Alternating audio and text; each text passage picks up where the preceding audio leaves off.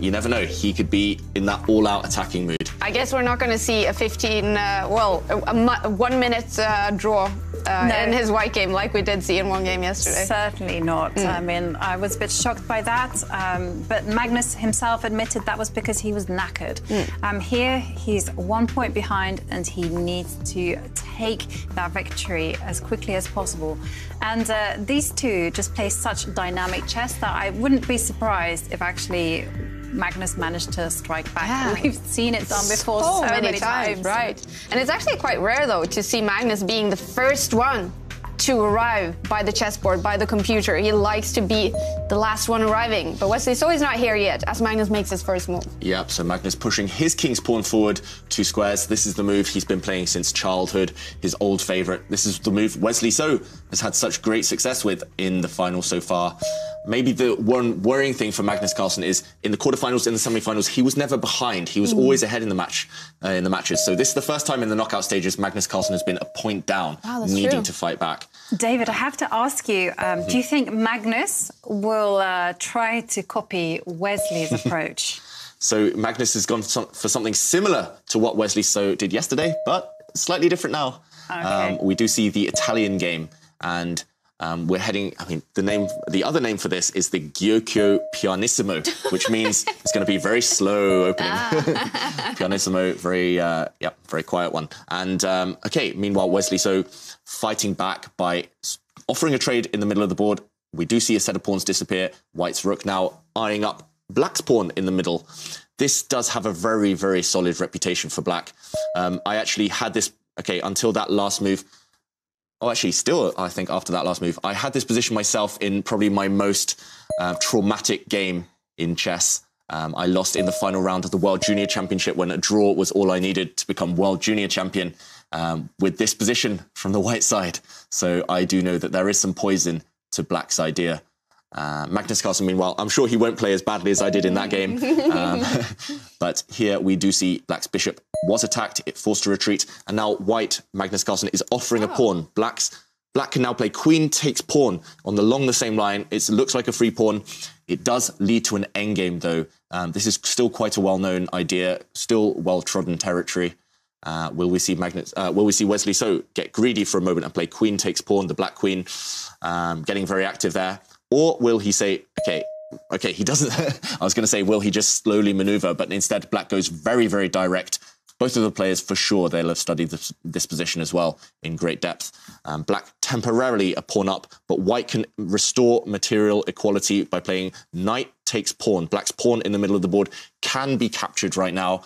And although the computer evaluation, the bar, is slightly over to Black's side, I disagree. I think that White has his fair share of chances, and if the queens do disappear, as I predict they will over the next 4 or 5 moves, then Magnus Carlsen, he's going for that strategy. He's going for those endgames. White's knight was attacking the black queen, and therefore the black queen retreats. White knight also retreats. And a flurry of quick moves. We're already on move 14 at this early stage. If we bring up the analysis board, we can see just that quick flurry of moves.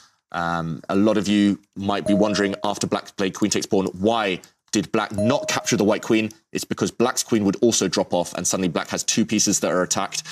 We did see, okay, the black queen did retreat, and after a few more moves, White's queen stepping forward, Black's queen retreating, and now White's queen stepping forward again. Suddenly, Magnus Carlsen, he's on the attack. He's attacking this bishop. If the bishop moves, the other bishop is attacked. So a bit of a skewer along this line. This is we call it a skewer when one piece doesn't want to move because there's a piece behind it that's going to be captured. So Wesley So now has to deal with the attack to this bishop.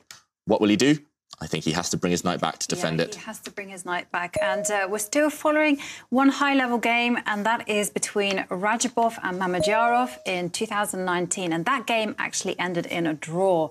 So still in the realms of potential theory. And as you can see, the moves are coming fast. And I think with that knight move to the edge, well, we are in new territory. Yeah, both players have clearly done their research. So that was the first brand new moves on move 17 for White. That was the first novelty, we call it. And Wesley So shaking his head. Why is he doing that? I'm not sure. I think that's a decent move for Black. Wesley may be just surprised that Magnus knows all of this stuff. Wesley, so far in this match, he's used to Magnus stopping and thinking at an early stage.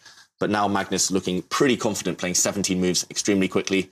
Yeah. Both players have actually gained time compared to where they started the game. Is it just a new tactic from Magnus, or are we seeing a different style from him in this game? It's very different from his white games in yesterday's kind of first day of the final. Magnus just threw away one of his white games with that quick draw we mentioned, and his other white game was quite cagey. This one, he's being a bit more direct, but... And playing fast. Yeah, playing fast, which is important. He is playing fast, but I mean, I'm looking at Wesley So, and I'm thinking Wesley is in recall mode. He looks like I've looked at this position before. This is what I have to do. And if I were Magnus and I looked over at the player camera, because he can do that, I would be slightly worried. Because the last thing you want is to play what you think is a surprise, and then you look over and your players and your opponent's like, nah. Seen it before. I've seen it before. I'm not in trouble. So definitely. Yeah.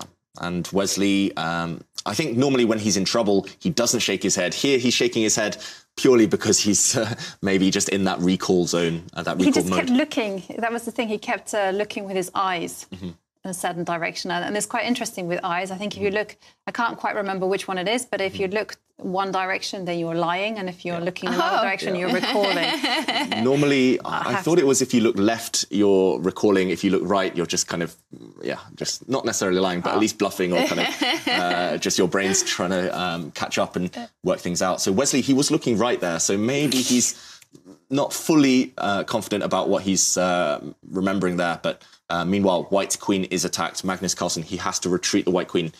He's just stopping now because that's the first move that he's unfamiliar with. And now he's going to retreat his white queen. He's just choosing the best square for it. And well, Magnus is not looking too comfortable either. He made a face there, and he has been thinking for a long time now.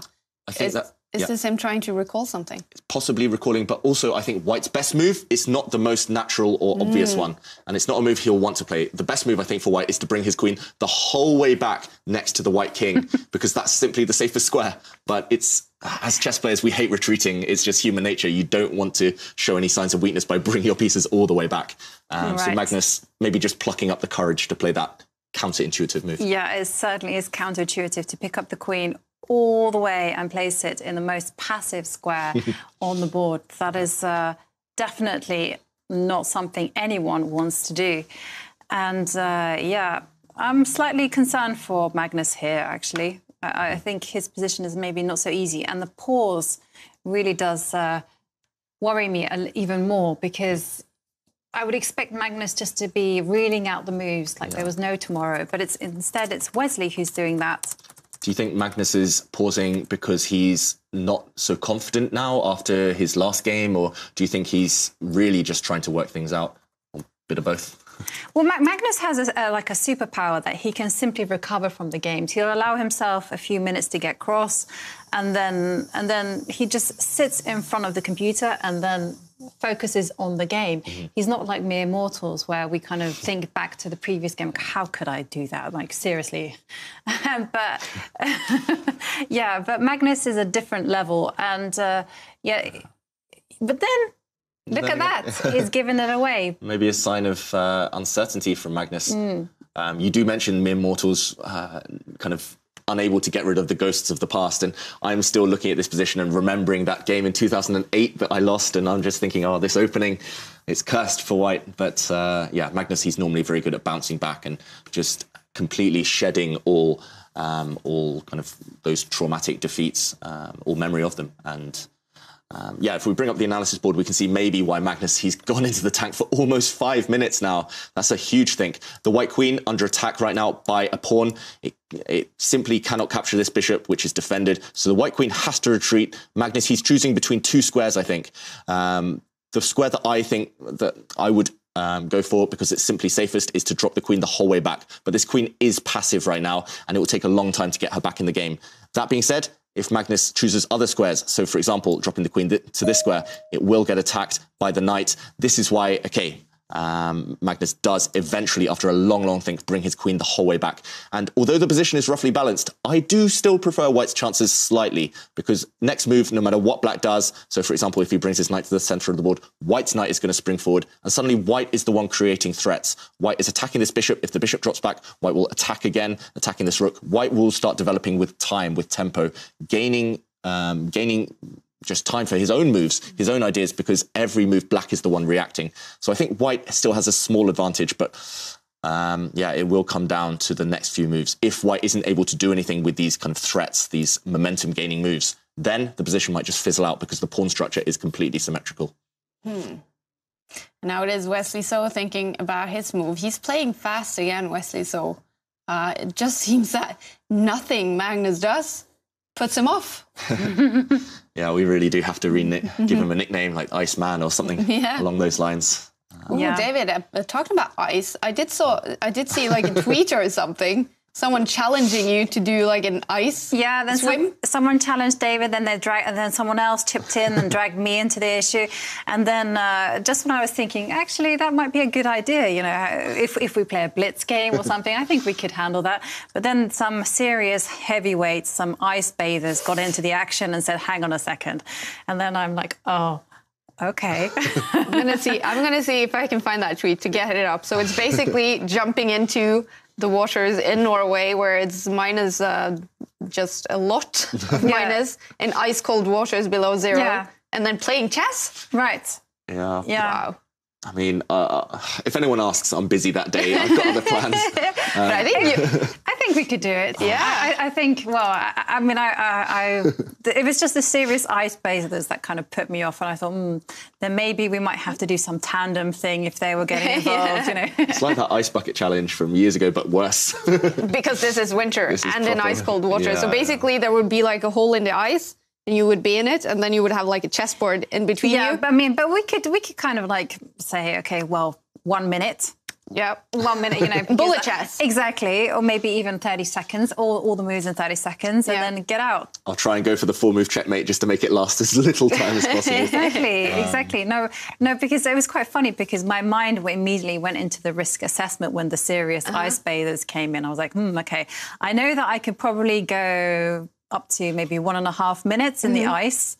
Well, I don't know. I've never done this. I've never gone. But you're training with the ice cold showers, Ivanka. Yes, I know. I think if we did like a game between you two, Ivanka would probably be the big favorite in bullet chess in ice cold water. Completely agree.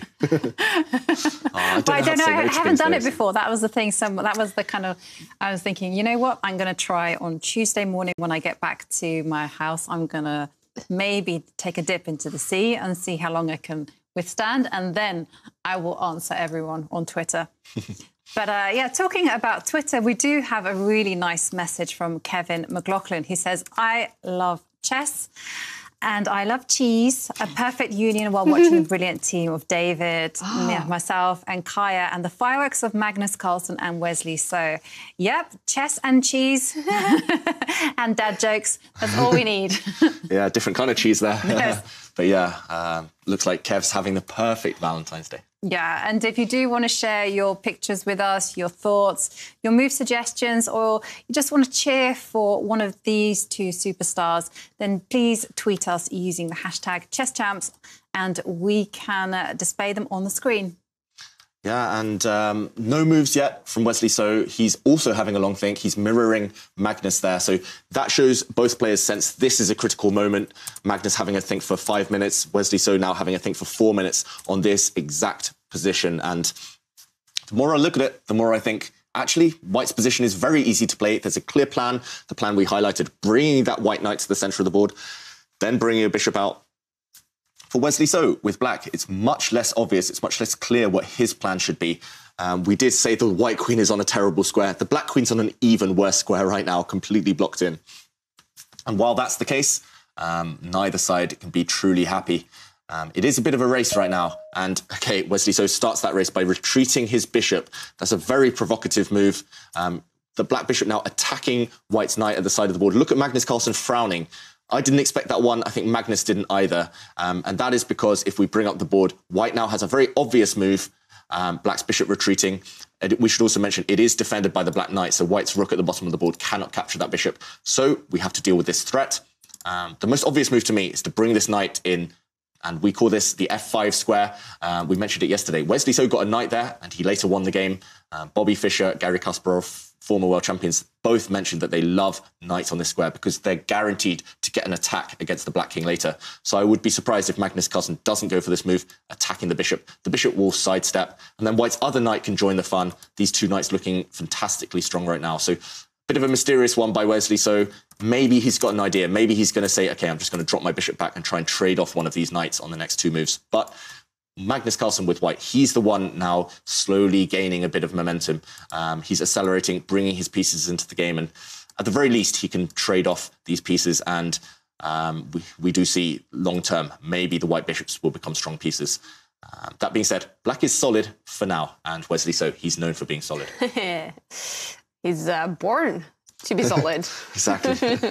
So solid. So solid, true, indeed. Yeah, but in a good way. We have to say solid in a good way, in the sense that not that he plays passively, but solid in the fact that he has been super unbeatable. You know, it's very hard to beat Wesley. He rarely makes a mistake, and he's just been so impressive. I mean, his name is just so beautiful for making puns, you know, but it's true. It's been super good, and it's just been a pleasure to watch him play. And I have to say, all of his losses in this particular tournament have actually come from positions where Wesley has been playing very, very well. He's got the upper hand, and maybe he's a little bit inaccurate or makes a big blunder, and that's it. Look at, Wesley, he just had both of his hands by his temple there. It was as if he was just channeling like a superpower or something, just getting his brain to work. He's a bit like a superhuman sometimes in his ability to just dodge and deflect all the opponent's threats. I imagine him, for example, if you were kind of shooting at him, he would just be ducking and diving and missing, dodging all the fire. He's that good at avoiding the opponent's threats. And OK, white did jump in with his knight to attack the black bishop. That was the most natural move by Magnus Carlsen. Did cost him a couple of minutes, though. So Wesley So, I expect him to see... Wow. OK, but he has just moved his rook. So the move that we were looking at was actually moving the bishop. Yep. And Wesley instead going, nope, I'm going to have the trade on my own term. But OK, is there anything to stop Magnus just simply saying, well, OK, I'll have the bishop pair? Yeah, if it were me, I'm quite biased towards bishops over knights, especially in these open positions. By open positions, we mean there's no pawns in the centre of the board right now. So the position, there's lots of open lines, diagonals, everything. So taking off those bishops and hoping that the white bishops gain in power as the game goes on. Magnus Carlsen, we highlighted it earlier, he's great in endgames, and bishops are fantastic pieces in endgames when they're purely facing off against knights. So I expect to see white's knight capture that bishop, give check, trade off some pieces, and Magnus Carlsen with a small but stable long-term advantage. And actually in the first game in the battle for third place, Timur Ajabo won the first game. He also won the match yesterday. So one more victory for him in the second game that will start soon between these two. And he will be the winner of that match. He will get that third place. Maxim Bajilogrov, fourth place. But Maxim can still turn it around. He just needs to start winning. Like Magnus Carlsen. Yeah, like Magnus Carlsen. But I think a good start, a promising start for Magnus on the board at least. On the clock, less so. Now under 8 minutes. There's just something about Magnus just not quite getting in the flow so far in this final. Even in the game he won yesterday, he was spending a lot of time on his moves, just maybe overthinking slightly, second-guessing himself. But I think there's a very clear decision here. You just take that bishop and then you start to worry. The move I would play, knight takes bishop. You do allow a set of trades. We see a few things come off the board, but when white's knight jumps forward, this bishop, super strong, eyeing up the black king. The other bishop is going to jump into action soon as well along this diagonal. And I think white just has an advantage with these two guys, the two best pieces on the board, potentially. Yeah, definitely. And does white have the skeleton of an attack? Yeah. Because the bishop is so well placed, as is the knight. You know, if he was feeling especially entrepreneurial, could he just go, say black plays some random move, just pick up the bishop pawn and push it forward. Okay, so if, for example, I'm not sure which random move you want, Just any random move. Okay, so, yeah, something like that. Okay, so now pick up my, yep. Pick up this one? Yes. No, the bishop pawn. I want to be... bishop pawn? Yeah, the bishop pawn. Yes. Whoa, that's ambitious, Jovanka, pushing this one forward, using it as a battering ram, right? Yeah, and I have a plan. The sibling will come to join it in the next move. Yeah, and also White's next pawn will start to push forward, maybe even trying to corral this bishop to trap it. For example, if Black makes another random move, look at this bishop suddenly getting kicked around, entombed now on this square forever. This is one potential idea. Actually, we do see this position on the board. So will Magnus Carlsen now jump forward with his knight? He does this. He does. Okay, so now it's looking good. Now, so there is some danger in the position. There is some potential that White could, if they're feeling super optimistic, start pushing pawns or maybe concentrate on the development. That's a stylistic choice. Well, now Wesley has to play super accurately. Now, those black pieces are just stuck on the back right there. They're kind of huddled together in a group somewhere. So they do need to be liberated. And this is why Wesley retreats the bishop and now attacks the white knight. And so what would you do here, Wesley? I wish I was Wesley. Yeah, what would you do, David? Would you kind of support the knight or would you move it away? My first instinct would be to move it away. When the piece is attacked, you can do three things. You can block, you can capture the piece that's attacking it, or you can run. And here, there's no way to block this bishop. There's no way to capture it, so it makes sense to run. But if you move forward, yes, it looks like you're attacking, but this pawn is defended right now, so you'll simply get kicked around. You keep having to move around with the knight, and it's a bit of a long journey. It's not clear that the knight is better here than from where it started a few moves ago. So therefore, the other move I would be tempted to play is actually to defend this knight, either with my queen, stepping the queen forward, because the queen was a terrible piece a moment ago, eyeing her up potentially against this undefended black knight, or maybe the more solid, stable move would just be to push a pawn forward, anchor this knight, and if we see a bishop for knight trade, suddenly the white queen is its power has grown massively. Bit of teamwork here, double attack against this pawn. So I think these are the two most likely moves by Magnus Carlsen. Either he will push his pawn forward or he'll slightly improve his queen. Well, he needs to decide quite fast because he is down now to 5.5 minutes. That's almost half the time of Wesley So. That is half the time of Wesley So. Yeah, it's worrying and surprising. I'm so kind of unused to seeing Magnus Carlsen below on the clock against anyone in the world. When he wins these, he regularly wins the World Rapid and Blitz Championships. He's nearly never below on the clock in any of those games. But suddenly against Wesley, every single game. And against Maxim in the semi-final against. It's been a trend for Magnus now, these two last matches in the knockout stage. Yeah, well, okay. Well, David actually did highlight some potential plans, and Magnus has gone for one of the most critical ideas, which is to support the knight with the pawn. So if Black were to exchange pieces, well, the play would be super accelerated on those light squares. Just look at White's light square bishop and queen. They would be working in perfect harmony. When you showed that move, it didn't occur to me, but when you showed it, I thought, that is the move I want to play. Yeah, it wasn't my first instinct either to push that pawn, but I think there were just no better alternatives. And usually, after, you can imagine, Black's bishop taking the white knight, White would get an isolated pawn in the middle of the board. Usually that's not a strength, but it's just the fact that White's queen would suddenly gain in power. White's queen, at the moment, maybe is the problem. White's rook as well in the corner, not doing too much. So if those two pieces come into the game, I think White's actually almost winning strategically, just because Black's pieces are so bad, and the white bishops will be, they're going to find some super strong diagonals within a couple of moves. And yeah, I think now it's back to Wesley. It's not easy to see how to improve his position. What do you think? I agree with you, and I think that move would have come as a surprise as well, because I think the instinct is perhaps to defend it with a queen, or maybe move the knight, and so now he has to deal with that impact.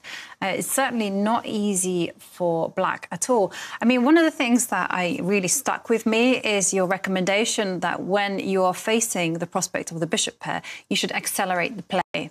And so now I'm looking at ways that Black can just simply sharpen things up, because you don't want to let the second bishop run rampant on the position. And I can see that white is threatening to come out with the bishop and start attacking the knight and pin the knight and the rook together. So how can I accelerate the play, David? Is it just by moving a knight and liberating the rook? Yeah, I think you might have to move a knight shortly. So white's big threat is bishop out here, and this would be a deadly pin. Black's piece is just lined up very awkwardly along that diagonal. I think the only way to accelerate is actually to capture this knight, and it's not what we want to do as black, but I think it might be the only move. If we bring our knight to the middle, suddenly white's bishop will jump out. Black has to defend this piece. Suddenly white's rook would join the action, and somehow it just feels like there's going to be a lot of tension down here, but it's all going to work in white's favour because his pieces are more active, especially these two bishops. Therefore, in the current position, I would be shocked if Wesley didn't actually capture this knight and try and plant a knight in the middle of the board. This knight's actually on an outpost. It blocks an isolated pawn. It can't be dislodged by any pawns. And also, the key thing is it defends this square, that defends this very weak pawn. And we might see moves such as the bishop jumping out, attacking this knight, the other knight defending it. And a situation like this, super shaky for black. These knights a bit stuck defending each other. But if he can maintain these knights on those two squares for the next maybe 5-10 moves, then black's position becomes much more free and much more kind of promising. So the situation is almost critical for Wesley at the minute. Does feel that way. He really, to have any form of practical chances, he needs to capture that knight. And that is not something that chess players are kind of schooled to do. We're kind of taught the two knights, they're okay against a knight and bishop. They're really bad against a bishop pair. Wow. And, okay, so Wesley did take some time out to stop the bishop coming to that important square that we highlighted earlier, but... Yeah. But look at Magnus now suddenly picking up the speed, picking up the tempo. White's bishop, it was prevented from going to the square it wanted to go, but this is also a pretty good square. And if you look at the white bishops, we talk about controlling the center of the board, controlling the midfield. And here at the white bishops, they control all the key squares. These two squares want to be used by the black knights, but these black knights, they simply can't jump forward because they are just dominated by white's bishops. And this is the power of the two bishops in open positions. These two bishops eyeing up pawns as well. Whenever bishops can kind of create this kind of crisscross motif, it's always going to be profitable for the side with those bishops. There's also a huge kind of threat over the next couple of moves. White's rook is going to join the action, and I mean, as soon as it enters an open line, I think black's in big trouble. These pieces, there's just no good squares for them. Simply, Wesley So I think is in a bit of trouble now. All right, and he is thinking again, Wesley So going down to 6 minutes. Well, he is up by 1 point in this second match in the final. And actually, Magnus Carlsen, he has his app, Play Magnus app, where you can play Magnus from his, I think it's 7 years old. And actually in February, you can also go into the app and play against Wesley So from his 10 years old. Yeah, that's very interesting, actually. I saw they announced today that you can play against Magnus's dad as well. Oh, is it true? Yeah, I think Magnus's dad, a very strong player in his own right, but I think that came out today, if I'm not mistaken. And you were there recently, Kaya, when I tried to play Magnus age 10 and did not go well. Yeah, Magnus was very strong from a young age. It was a loss, I think, for you, David, against Magnus, 10 years old. On time. I had a winning position, but I lost on time. I was only given 2 minutes and the touchpad. All excuses. Yeah, excuses. Good workman never plays the rules. Well, we don't. Magnus Carlsen was super strong when he was 10 years old. I mean, not the strength that David is playing on today, but he was super strong. He became a grandmaster at 12, 13 years old. How about Wesley So? When did he sort of start to rise? So maybe slightly later than Magnus, but he was also very strong at an early age. The first time I played Wesley So, he had a very, very low rating. And I think I was already a grandmaster. So he's born in 93, if I'm not mistaken. Yeah. And I first played him in 2007 at the World Junior Championship. His rating was very low. I was, I think, 300 or 400 points higher. And he crushed me. So, yeah, I think someone on Twitter yesterday mentioned that when you lost to him, he became a grandmaster. Yeah, I think it was the same tournament. It was later in that tournament that he fulfilled the grandmaster requirements. But at the time, I think he was maybe 2,300 level. To get to grandmaster, you were 2,500. But he gained so many points in the space of a couple of months that he just kind of more than fulfilled the requirements. And yeah, he also a bit of a child prodigy. And yeah, I remember him beating me many times after that as well. Yeah, well, here he is, one of the best chess players in the world. In the lead against world champion Magnus Carlsen, we have a few moves. Yes, so we did see eventually that trade of bishop for knight. Wesley so delayed it as long as possible, but we did see black's bishop have to leave the board because white's knight in the middle, it was just too strong. It was an octo knight controlling too many squares. And now we do see this scenario, bishops against knights. Which will be stronger? What do you think, Jovanka? Those two bishops look good, but the two knights, currently they're anchored. Black's knight in the middle there on an outpost. Yes, I mean, for me, it's no question the two bishops. I mean, I really don't like I really don't like the fact that the second knight that black has, not the one that's in the middle, is actually the one that's kind of like really jamming up the queen and the rook. And so you can see Wesley wasn't happy with that too. And so that's why he shifted his rook one square so that it now supports the knight. But again, black's queen not doing anything. And when you compare absolutely every single piece, you see that white's queen is better than black's queen, the bishops are better than the knights, and it just seems to be, this could be a decisive advantage. Yeah, I agree. And I would expect to see Magnus Carlsen now try and activate these two pieces. White's queen actually does a great job of eyeing up this pawn, connecting with the bishop. But currently this pawn defended twice. And the piece I would be looking to improve is maybe this rook. It's kind of blocked by its own pawn. You don't want rooks doing defensive jobs. So maybe just shift it across one square. Just maybe eye up this black knight. The issue maybe is that black's knight will jump forward, attacking this bishop. We definitely don't want to allow any knight for bishop trades because the bishops are so strong. So it might mean temporarily retreating.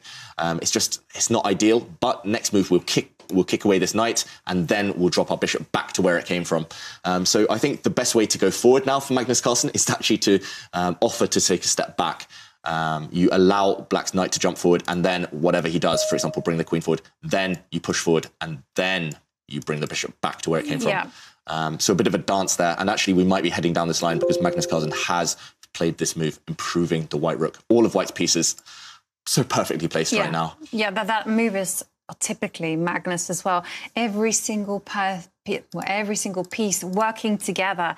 And I agree with you that knights jumping up and attacking the bishop is the most logical move on the board.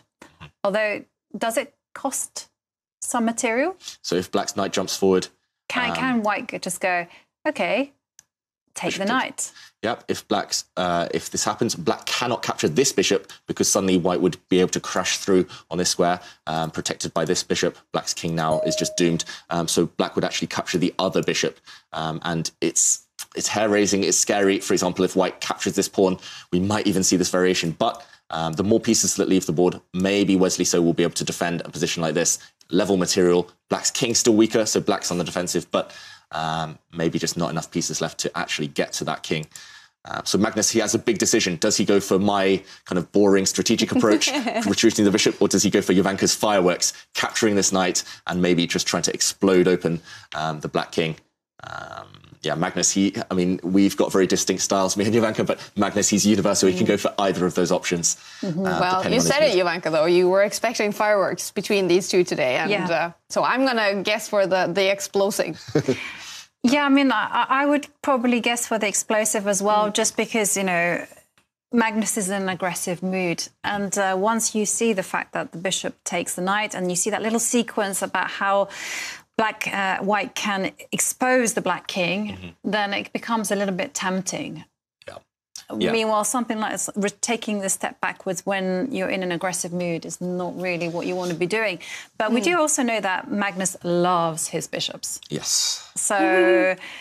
Valentine's Day. We'll have to have a deal. We have to have a wager. Yeah, exactly. So you say retreat the bishop. Yeah, if he doesn't retreat the bishop, I'll do that ice bath challenge. Okay. If he, oh no, Magnus. David Howell has to jump in the ice-cold waters. That was a devastating loss in a bet for you. But the other move was so good. Okay, but this one was so tempting. This one was tempting. So now, oh God. Okay, so back level material now. We did see a quick flurry of moves. So lots of trades. The knights and bishops actually just all leaving the board suddenly. So in a way, that's not a good development for white, but the key thing is black's king, the shelter in front of it, has been ripped apart, so level material, but with queens and rooks on the board, it is known that having the weaker king is a big, big issue. And it's going to be difficult to protect that black king, to keep shelter in front of it. I expect to see black's rook try its best to remaneuver in front of the black king, just to offer it some form of protection. White's queen, meanwhile, jumping forward, attacking the black rook. Will this end up being an inspired decision by Magnus Carlsen? Will he get to that black king? Because the problem is now, if the queens do disappear, then we're very close to a draw. So it's very double-edged right now. Wesley needs to be super accurate to survive, but if he does survive the next few moves, he should be able to make a draw. Well, the air quality is important in these... Whoa, the bar shoots up. Yeah, I said he needed to be accurate, and Magnus Carlsen as well kind of widened his eyes there. He's surprised by that last move. I'm not shocked, but I'm slightly surprised by it as well. If we just briefly bring up the board, the analysis board, in this position, black's rook attacked. I expected to see it maybe drop back to this square or to the square, just to put it in front of the black king, to offer the black king some protection. Instead, he dropped it back the whole way. And now if white's rook swings across, using a bit of teamwork here, the queen and rook on the same line, I think black's in big trouble. There's a huge threat. If black does nothing, this queen is going to drop up the board. Check. Double attack, the black king will protect the rook, and suddenly checkmate, the black king trapped. So that's a huge threat right now if white brings his rook across. But the problem is how to stop this threat. How do you prevent the queen jumping up the board? The only way is to bring your own queen to protect, but suddenly your queen has lost defense of its queen side, of those pawns on that left flank, and Magnus Carlsen, he'll go a pawn up with a winning position. I think this is the key move now by Magnus Carlsen, just bringing his rook across 2 squares. Yeah, that's actually not such an easy move to spot, because white does have choice. And when you have choice, you tend to make mistakes. Because my instinct was to actually move the rook up the board and try to do the rook lift, similar to the style that Wesley actually won the game against Magnus. So that was my instinct, but that's not very accurate. It's much more accurate to look at the most forcing move, which is David's move, lining up the rook and the queen precisely because of that threat. And the whole point is that black needs to cover that square, but if you cover that square with the queen, which is like the only piece that can do anything, well, he doesn't do it. He's gone for your move again, Jovanka. This is bad news. he's channeling his inner Huska in this game. Yeah, but, he's finding all your recommendations. It's very nice when players play your recommendations and they're good moves. But I must admit, when they're inaccurate moves, it kind of feels like, OK, well, maybe there's something human going on. I remember once I did commentary, and I think it was my very first commentary at a very high level, and I predicted all the moves. And when I went back to check out the analysis on the computer, they were all the losing blunders. Never a good sign. No. And we did see the bar. It went down. Did Magnus lose his advantage with this move? He is still the one with the chances, Magnus Carlsen. He's going for this attack, bringing his rook across. There we see it, a check, and black's king has had to step to the side. So Magnus Carlsen, he's still got these very strong attacking pieces. But the problem is, how do you keep the queens on the board? OK, he gives check. This check is blocked. Black is now, later on, going to threaten this rook. This pawn is pinned at the moment. It can't move, but later on, there's this threat. Also, black has counter threats of his own. He might drop his queen down. He might offer to trade queens as well. And OK, after Magnus sidesteps with the rook, I expect Wesley so just to step his king forward, and maybe there's just no way. OK, there we go. He's done it, There's just no way to attack. You're running out of material. You're running out of pieces. He's allowed the black queen to step into the defence, and it's all about timing. I think that was a mistake, allowing black's queen to join the action. Wow. That could be devastating for Magnus Carlsen. He is down by 1 point. He needs a win at some point in the match, and it was looking good in this one. It's going to be hard for him to realise if this one isn't a win then. It will be tough for him because there was the golden opportunity, as David mentioned, just to put extra pressure on the position. And having said that, the position isn't still easy for Wesley. I mean, both players now significantly down on the clock. Magnus with just over a minute. Meanwhile, Wesley has 4 minutes. And there is scope for mistakes. Yeah, white is still in the driver's seat, but with accurate defence, Wesley should hold this. The position actually repeated itself twice a moment ago, but Magnus said, no draw for you. I'm not going for that 3-move repetition, which would end the game in a draw. Magnus Carlsen shifted the white king to the side, and now after a couple of checks, we have seen black's queen centralize itself. Magnus now gaining space on that left flank. It's, I mean, it looks beautiful still for white, but the problem is there's no winning plan. How do you break through to the black king? If the queens leave the board, it's an immediate draw. I was going to suggest this move. The queen will go all the way up to the edge of the board and have some fun there. Yeah, the queen may be trying to sneak in from the back, but Wesley says, no, I'm going to block you off. I'm going to stop the queen running across. If the queen steps back now, I'm going to kick you away again. I'm going to keep kicking you until you retreat. Wait. But we do have an option. Okay, he's moved all the way back. Okay, that's not necessarily the winning try. But I do think that what he does have here is Magnus can just keep making some non-moves in your style that you've kind of advocated. And then when the time is right, when he's built some extra time on the clock, then he'll go forward and find another way to harass the black king. Yep, so Magnus just retreating his queen there. It doesn't actually improve his position. He's playing the waiting game. He's just going to, look, another quick move by Magnus Carlsen. He's being practical here. He's just gaining 10 seconds with every move, and he's hoping that when the moment comes, he'll be able to activate his pieces. There we go. White's rook now joining the action again. On this open line, maybe we'll see the rook try and sneak in from behind this time. I mean, it's not easy. I mean, you have to organise your pieces so that the queens can never get traded off the board. Because if the queens get traded, I think that's it. It will be just a draw. So you have to still keep the queens and the rooks on the board, and you can have fun trying. So now we're on move 45, and I'm expecting the next 10 moves just to be waiting moves, just some prodding and probing. Yep, prodding and probing. So, for example, if Magnus Carlsen does get the opportunity, he'll swing his rook across, or he'll swing his rook right around the back. Wesley, so meanwhile, says, OK, I'm not going to wait. I'm just going to push forward with this pawn. That's double-edged, though, and the computer does not like that move.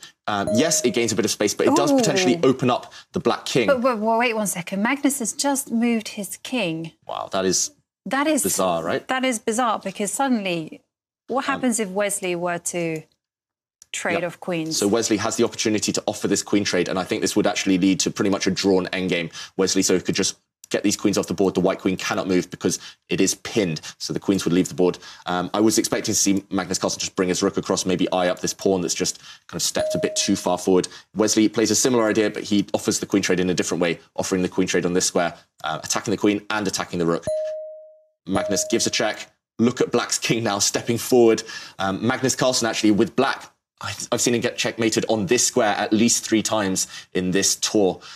So Wesley, he's really playing with fire. King never wants to be on this square. It's too far forward. But the problem is, maybe white can't avoid the trade of queens. If white gives a check, the king's going to keep stepping forward. The king's going to get really adventurous. And suddenly black's king, if the queens come off, is going to be a great attacking piece. Wesley, I mean, he's playing so bravely, courageously. He's not showing any fear here with this black king. Yeah, I think Magnus Carlsen maybe just assuming he had a way to attack, but I can't see it. Is he deciding now if he's going to, go into this draw, fight for a win in the next ones, or if he's going to try to fight here with that black king looking a little bit dangerous? Yeah, I think there's still not too much risk for Magnus, so there's still some ways to maybe keep the queens on the board, maybe give some checks.